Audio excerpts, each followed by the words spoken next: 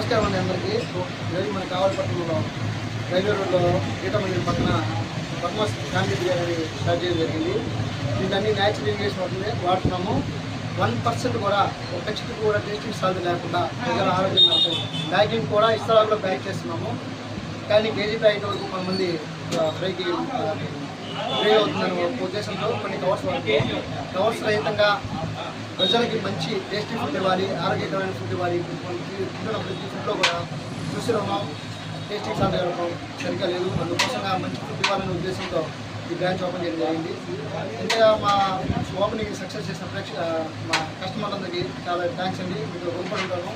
ఓపెనింగ్లో చాలా grand success చేశారు. Thank you అండి.